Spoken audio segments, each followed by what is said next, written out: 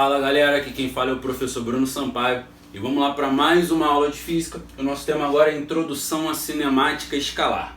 Vamos começar aí com os nossos objetivos. Compreender o que são grandezas físicas, conhecer os conceitos básicos da cinemática e as grandezas relacionadas ao movimento. Vamos começar aí com grandezas físicas. O que são isso, né? Grandeza física é tudo que pode ser medido de alguma maneira, mas para a gente efetuar a medida dessa coisa, a gente precisa saber um valor numérico que ela representa, mas esse valor tem que estar acompanhado de uma unidade de medida. Então tudo que for capaz de medir utilizando um número acompanhado de uma unidade de medida é uma grandeza física. Tem vários tipos de grandeza física. Por exemplo, tempo. Tempo eu tenho como efetuar medida dessa maneira. Eu preciso de um número acompanhado de uma unidade. Por exemplo, eu tenho várias: segundo, minuto, hora, dia, mês, ano e assim vai, né? Outra grandeza física, distância, né? No caso a gente vai tratar muito no conceito de deslocamento dentro de um movimento, né? Esse deslocamento é uma grandeza física também, pois eu tenho como quantificar o valor dele, eu tenho como te dar um número para representar uma distância. Porém, esse número tem que vir acompanhado de uma unidade de medida também. Então também é uma grandeza física. Temos várias grandezas físicas, né? Coisas que podemos medir e dimensionar utilizando um número acompanhado dessa unidade. Só que as grandezas físicas a gente vai separar em dois tipos. Primeiro, a grandeza física que é escalar. A grandeza física escalar, só um número acompanhado da unidade de medida é o suficiente para representar tudo o que a gente precisa saber sobre essa grandeza. Por exemplo, tempo, temperatura e massa. Se eu falo para você, passaram 10 minutos, essa informação é suficiente para você entender tudo o que diz respeito àquele intervalo de tempo. Não precisa de uma informação adicional. Só o número com a unidade de medida já te diz tudo o que você precisa. Temperatura, mesma coisa. A temperatura ambiente está a 35 graus Celsius, por exemplo. Falar a temperatura com a medida adequada é o suficiente para você entender que temperatura é aquela. Não precisa de mais informação, assim como a massa. Por exemplo, um objeto tem 2 kg. 2 kg também é o suficiente para você entender o que se trata esse conceito de massa. Só que existem também outros tipos de grandeza.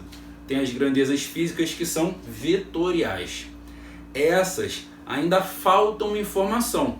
Só um número com a unidade de medida não vai dizer tudo sobre ela. Por exemplo, deslocamento, velocidade e aceleração. O deslocamento, se eu falo, uma pessoa saiu de determinado lugar. Essa pessoa andou 2 metros. Só com isso, você sabe aonde essa pessoa terminou esse movimento?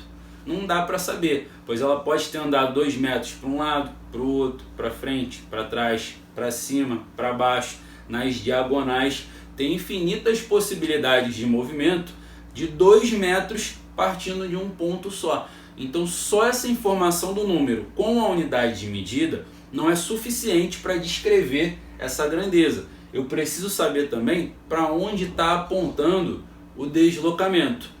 Toda grandeza física que tiver essa necessidade de dizer para onde aponta, para completar a informação, a gente chama essa grandeza de vetorial.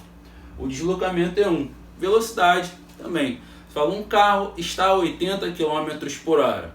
Você sabe a intensidade da velocidade, mas você não sabe para onde o movimento ocorre. E a velocidade está relacionado para onde o movimento está acontecendo também. Então é uma grandeza vetorial. Além do valor numérico com unidade de medida, eu preciso saber para onde essa velocidade está apontando para entender o que está acontecendo com o movimento. Assim como a aceleração. Para saber se um veículo está acelerando ou freando, eu também preciso ter a relação de para onde ela aponta, né, em cada caso. Então são grandezas vetoriais. Então escalares, só um número com unidade de medida descreve ela por completo. As vetoriais precisa do número com a medida, porém precisa também saber para onde ela aponta. referencial. Esse conceito é básico, mas ele é importantíssimo para a física. O que é um referencial? Referencial basicamente é algo para você se orientar, ele é um ponto de vista, é uma forma de observar a situação.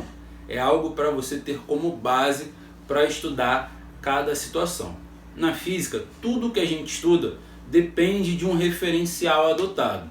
A maioria dos casos, esse referencial vem pronto para você e você não tem que pensar muito. Mas algumas vezes esse referencial ele é questionado. Então, referencial é como você está observando aquela situação. É um ponto de referência. E esse referencial ele serve para várias coisas. Uma delas, né, que a gente usa bastante no dia a dia é para se localizar. Mas outras coisas também vão depender desse ponto de vista que a gente vai falar. Exemplo, repouso e movimento. O que isso significa, né? Repouso tem a ver com você estar parado, você não mudar de lugar, mas você não mudar de lugar com relação a um referencial que foi adotado. Movimento já tem a ver com você estar mudando de lugar com o passar do tempo. Mas até para a gente definir se você está mudando de lugar ou se você permanece no mesmo lugar, eu tenho que saber qual é o ponto de vista da situação, qual é o referencial que a gente tem para observar. Por exemplo, imagina que eu tenho aqui uma pessoa e o Bart aqui de skate, no caso o Homer e o Bart. O Bart vai e começa a andar de skate. O que eu posso falar sobre a situação? O Bart, ele está em movimento ou está em repouso? Pensa aí. Então qual é a ideia? Não tem uma resposta correta com a pergunta da forma que eu fiz. Falta uma informação. Falta dizer qual é o referencial que está sendo adotado. Se eu te falar que o referencial é o Homer, ele está mudando de posição com o passar do tempo, ele muda de lugar. Então para o Homer o Bart estava em movimento. Mas se eu for colocar a relação no skate, se o referencial for o skate, com relação ao skate o Bart não está mudando de lugar com o passar do tempo, pois eles andam juntos. Então com relação ao skate o Bart está em repouso. Então estou falando da mesma situação observada por dois referenciais diferentes. No referencial do Homer, o Bart estava em movimento. No referencial do skate, o Bart estava em repouso, ele estava parado. Então tudo depende do referencial. Pensa no mais básico. Você agora, se estiver parado na sua cadeira, parado entre aspas, né? Para eu determinar o movimento que você tem, eu preciso de um referencial. Por exemplo, se for com relação à cadeira, se você estiver sentado nela, você pode estar em repouso, porque você não vai estar mudando de lugar com relação a ela. Mas se você colocar o referencial, por exemplo, no Sol, com relação ao Sol, todos nós nesse momento estamos mudando de lugar, então estamos em movimento. Então tudo depende do referencial que a gente observa. Até para o mais básico, para a gente definir se algo está parado ou em movimento. Trajetória. A trajetória ou trajeto está associada ao caminho que foi percorrido no movimento de um determinado objeto. Mas até isso depende do ponto de vista, depende do referencial. Eu vou utilizar o mesmo exemplo de antes para falar sobre isso. Com relação ao Homer, a trajetória do Bart é uma trajetória em linha reta, que a gente chama de trajetória retilínea. Mas com relação ao skate, o Bart nem saiu do lugar. Então ele não tem trajetória porque ele estava parado. Então a mesma situação a gente já consegue comprovar que a trajetória depende de como se observa. Com relação à observação do Homer, ele se moveu em linha reta. Com relação ao skate, ele ficou parado. Só que tem outros exemplos aí comuns da gente observar. Tem vários concursos que ao longo dos anos falam de situações semelhantes a essa.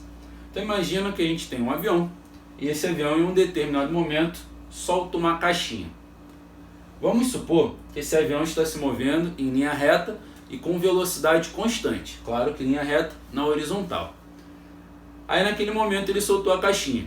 Supõe que essa caixinha, a resistência do ar para ela é praticamente desprezível. O que isso quer dizer? Que ela não vai sofrer grandes efeitos com relação à resistência que o ar oferece. Se isso acontecer, o que a gente tem aí como trajetória? Observando assim de fora, o que a gente vai ver é que o avião vai na horizontal, a caixinha também vai para o lado, pois ela estava dentro do avião e já tinha movimento horizontal. Mas a partir do momento que ela é solta, além de continuar indo para o lado, ela também cai um pouquinho. E quanto mais tempo for passando, mais ela vai para frente e cai também. Mas repara que tem um padrão.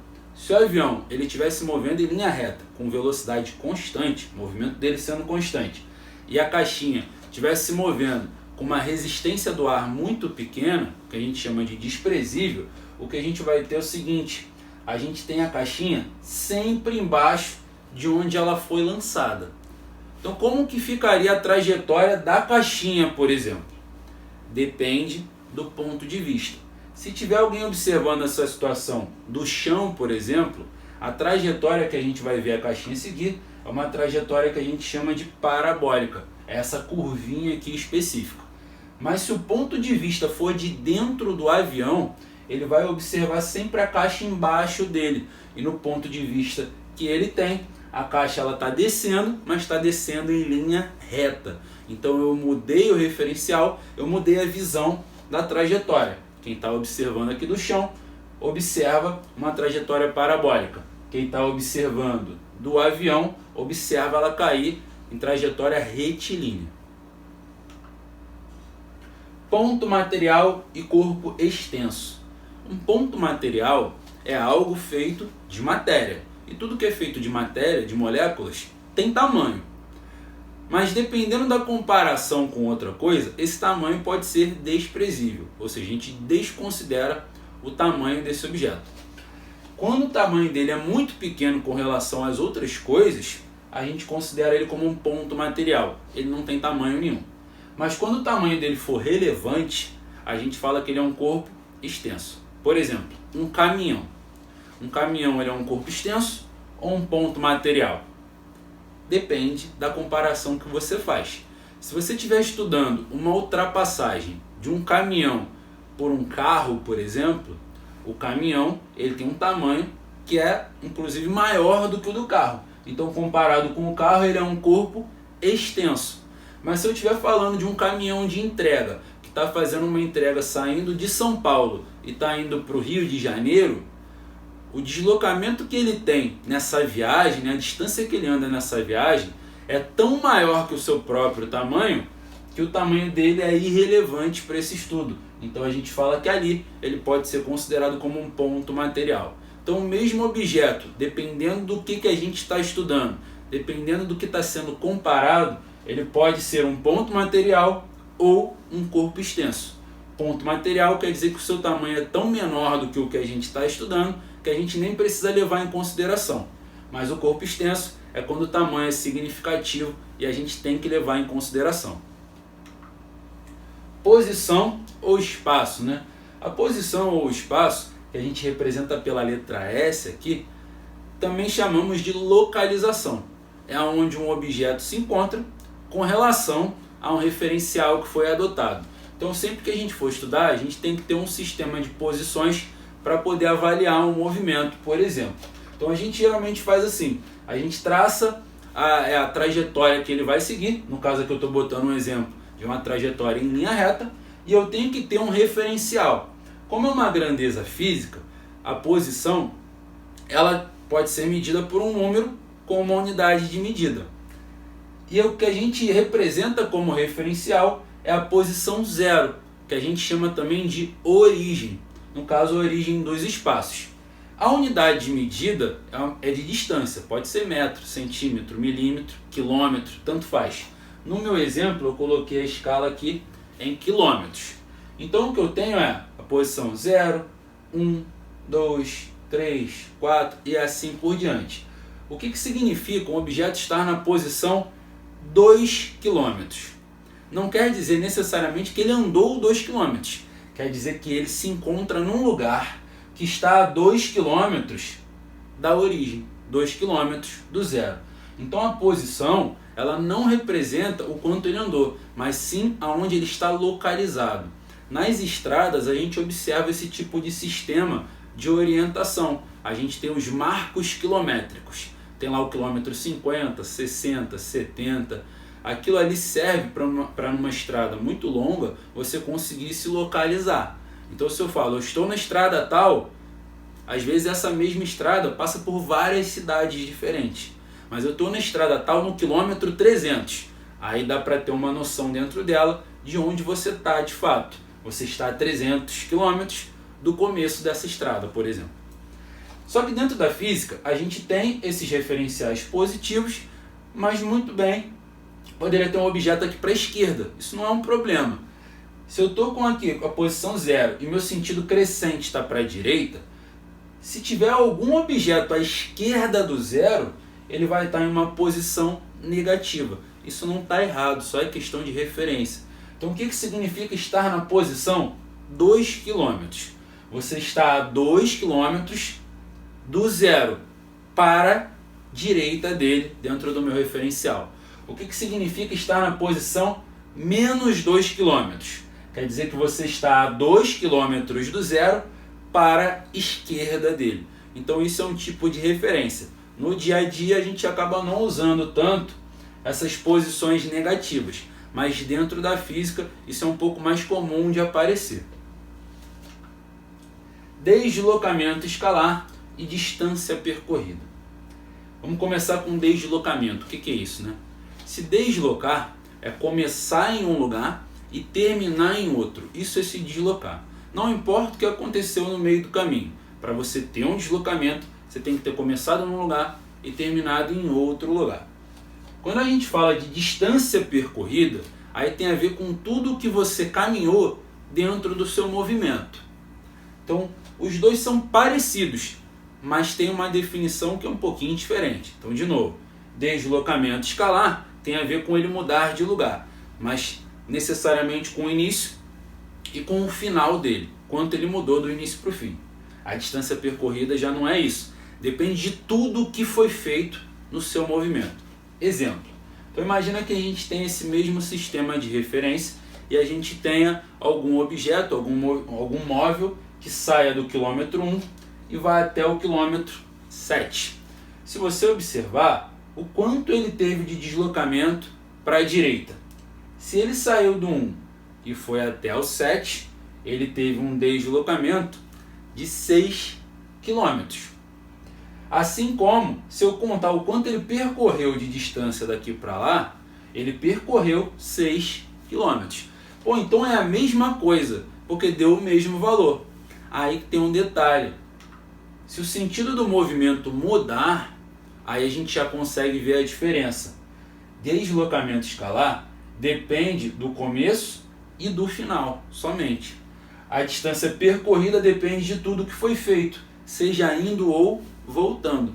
Então, se eu for calcular, por exemplo, o deslocamento, como eu posso observar isso? Ele foi 6 km no sentido positivo e voltou 2, ou seja, no sentido negativo. No total, ele teve um deslocamento escalar de 4 km. Isso é exatamente a distância do ponto de partida até o ponto de chegada. Quando eu falar da distância percorrida, aí eu já conto tudo o que foi caminhado, seja indo ou voltando. Então ele foi 6 km e voltou 2. No total ele percorreu 8 km. Então quando a gente fala do deslocamento escalar, é sempre a distância entre o ponto de partida e o de chegada. Ou seja, é tudo que ele vai no sentido positivo, menos tudo que ele volta. Na distância percorrida, você já vai contar tudo que foi feito, seja indo ou voltando, você vai somar. Além disso, o deslocamento escalar, como toda variação, né, o delta significa a variação de alguma coisa, delta S é a variação da posição ou do espaço, a gente pode medir como espaço final menos inicial, que é a posição, a localização final menos a inicial. Então a gente já viu que o deslocamento dava 4 km, observando essa relação da ida e volta. Mas se eu só olhasse o ponto de partida e de chegada, a posição final é 5, a inicial é 1. Final menos inicial é 5 menos 1, que também dá 4 km. Então, independente de como eu observe o deslocamento, seja contando toda a ida e diminuindo toda a volta, ou simplesmente olhando para a posição final e inicial, eu vou obter o mesmo resultado para ele. Velocidade escalar média. A velocidade ela tem a ver com a rapidez com que alguma coisa muda de lugar. Como assim, né? Imagina que você tem um carro. Esse carro inicialmente está se movendo a 40 km por hora. Essa é a velocidade dele naquele momento. O que 40 km por hora significa? Quer dizer que ele vai andar 40 km sempre que passar 1 hora. Então, como exemplo, se passarem 2 horas, quanto que ele vai se mover? Se são 40 km em cada hora, em 2 horas é isso vezes 2. Ou seja, ele vai andar 80 km nesse primeiro trecho. Aí vamos supor que depois de um tempo, ele mude a sua velocidade. Ele passa a se mover com 20 km por hora durante um intervalo de 3 horas. O que significa essa velocidade aqui, né? 20 km por hora quer dizer que ele vai andar 20 km a cada hora que passar. Se passarem 3 horas, 20 vezes 3. Ou seja, ele vai andar 60 km. E vamos supor que ele sofra uma nova mudança de velocidade ali no final. Agora ele voltou a ficar com 40 km por hora. Quer dizer que ele anda 40 km a cada hora que passa. E se passar 1 hora, ele vai andar 40 km certinho. Então eu estou falando de um movimento onde a velocidade muda. O que vai representar a média disso daí? Toda média representa um padrão, como se ele tivesse um comportamento igual do início ao fim. Não é o que a gente está observando. Ele tem primeiro uma velocidade, ela muda, depois muda novamente. Então é um movimento onde a velocidade está mudando. Mas a gente tem como ver qual seria a média disso. A média aqui no caso, não dá para fazer desse jeito com a média das velocidades, que nem a gente faz na matemática, somar tudo e dividir pela quantidade. Não é simples assim. Mas o que a gente pode fazer é observar tudo o que foi caminhado, todo o deslocamento que ele teve e todo o tempo que demorou. Se a gente pegar o total desse trajeto que ele teve aqui, a gente vai observar o seguinte: ele vai andar um total de 180 km. Se eu somar 80 mais 60 mais 40. E isso tudo levou 6 horas para acontecer. Então são 2 horas mais 3 horas mais 1 hora. Então esse é o tempo total de movimento e esse é o deslocamento total que ele teve. O que a gente chama de média é separar todo esse espaço em tempos iguais, nem em partes iguais. Então eu tenho aí 6 horas para dividir o meu movimento. No caso aí, seria equivalente a ele andar sempre a mesma distância em cada intervalinho desse. Não é o que está acontecendo na prática, mas é o que acontece na média. Então, se eu pensar na média, quais são os espaços que teriam iguais se eu dividir em todo o tempo de 6 horas? No caso, seriam 30 km para cada hora que vai se passando.